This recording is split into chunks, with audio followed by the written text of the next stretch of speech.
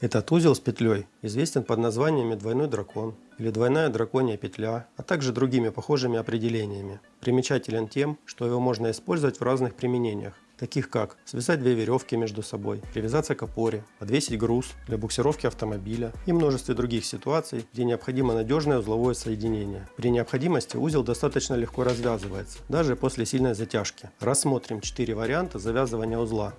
Если нужно завязать петлю на краю веревки. Складываем конец веревки в форме латинской буквы S. Такой элемент в плетении узла напоминает китайского дракона, каким его изображают на рисунках. Видимо, отсюда и название – двойной дракон. Делаем верхнюю петлю меньше, а нижнюю больше. Обхватываем меньшую часть свободным концом 2 раза. Придерживая накинутые кольца, пропускаем большую петлю в меньшую и затягиваем узел.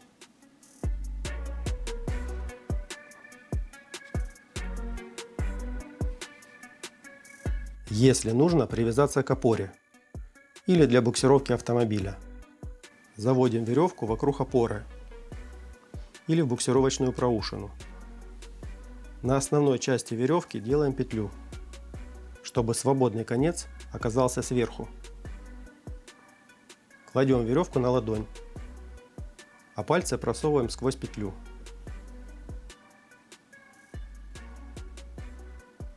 Пропускаем свободный конец вдоль основной части веревки с тыльной стороны ладони и выводим для удобства между мизинцем и безымянным пальцами. Подтягиваем, если нужно. Обхватываем свободным концом эту часть 2 раза.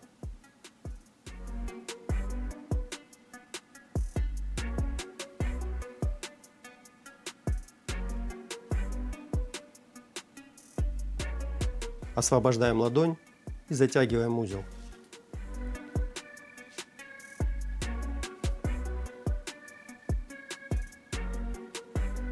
Если нужно связать две веревки между собой.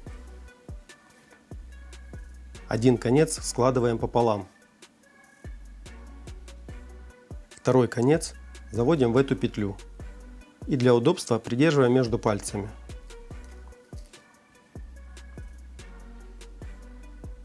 Обхватываем петлю 2 раза, пропуская конец веревки под самого себя, рядом с указательным пальцем.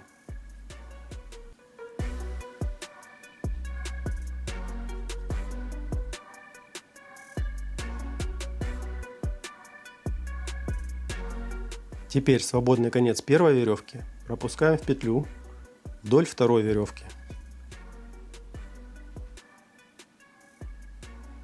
И затягиваем узел.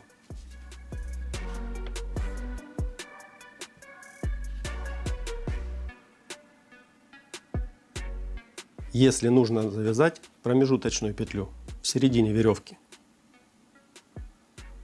В середине веревки узел двойная петля дракона вяжется аналогичным способом завязывания узла на конце веревки, который мы рассматривали первым. Получается альтернатива австрийскому проводнику. В одном из видео я показывал 3 способа его завязывания. Посмотрите, если еще не видели.